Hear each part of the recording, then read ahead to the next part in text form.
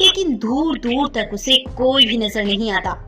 लेकिन तभी उसके सामने एक छोटी सी बच्ची प्रकट होती है, जिसकी आंखें बिल्कुल लाल खून की तरह थी।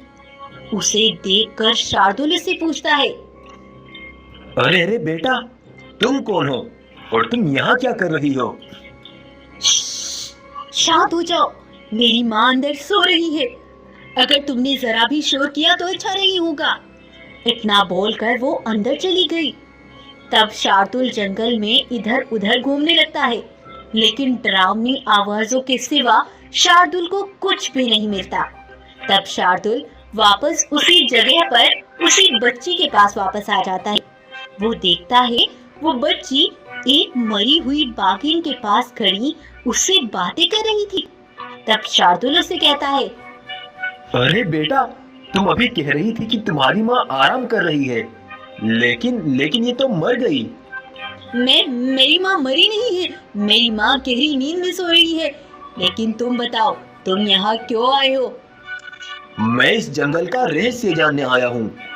मेरे जंगल के ना जाने कितने जानवर यहाँ आए और वो कभी वापस लौटे ही नहीं, और ना ही मुझे वो यहाँ पूरे जंगल में कहीं दिखाई दिए। क्या तुम मुझे कुछ बता सकती हो? क्या तुम जानना चाहोगे वो रहस्य? तो सुनो, तुम वो पहले जानवर हो जिसे मैं ये रहस्य बता रही हूँ। बहुत सालों पहले एक छोटी सी जंगल में मेरा जन्म हुआ था। मेरी माँ बहुत गरीब थी। वो सबके यहाँ मजदूरी करती थी और मुसीबत से मेरा पेट पाल रही थी। लेकिन एक बार हमारे जंगल में, इसी भानगढ़ जंगल का एक राजा बंटी बाघ आता है और वो मेरी माँ से शादी करने को कहता है।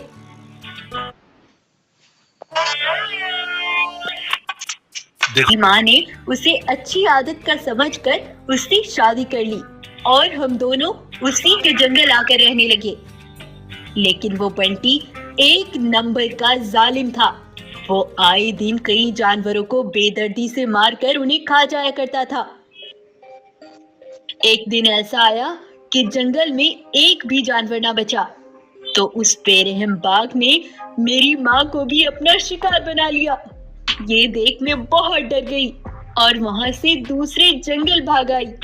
मैंने डर के मारे कई दिनों तक कुछ नहीं खाया पिया, जिसके चलते कुछ ही दिन बाद मेरी मृत्यु हो गई। तब से मेरी आत्मा इस भानगढ़ जंगल में घुस आई।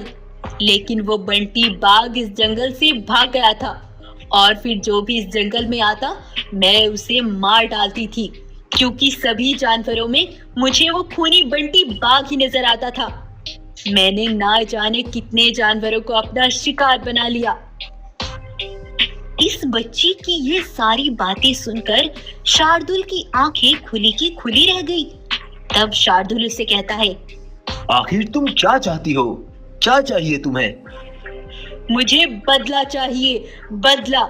जब तक वो बंटी मर नहीं जाता मेरी आत्मा ऐसे ही जानवरों को मार मार कर खाती रहेगी। तुम चिंता मत करो, मैं उस बंटी को कहीं से भी ढूंढ निकालूंगा और तुम्हारी आत्मा को शांति जरूर दिलाऊंगा। इतना बोलकर शार्दुल वहां से चल देता है और अपने जंगल लौट आता है। उसे आते देख शार्दुल के दादा हैरान रह जाते हैं। तब शार्दुल अपने दादा को उस बच्ची की पूरी कहानी सुनाता है।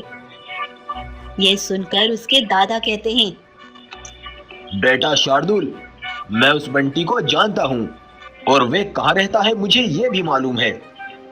तो फिर जल्दी करो दादाजी, हमें तुरंत उसके पास पहुंचना होगा। तब शार्दुल अपने दादा की मदद से उस बंटी तक पहुंच ही जाता है। तो तुम हो वो खूनी बाघ जिसकी वजह से सैकड़ों मासूम जानवरों की जान चली गई। मैं तुम्हें किसी कीमत पर जिंदा नहीं छोड़ूंगा। इतना बोलकर शार्दुल उस पर हमला बोल देता है और उसे वहीं जान से मार डालता है। उसके मरते ही उधर बच्ची की आत्मा को भी शांति मिल जाती है और फिर से वो जंगल खुशहाल हो जाता है।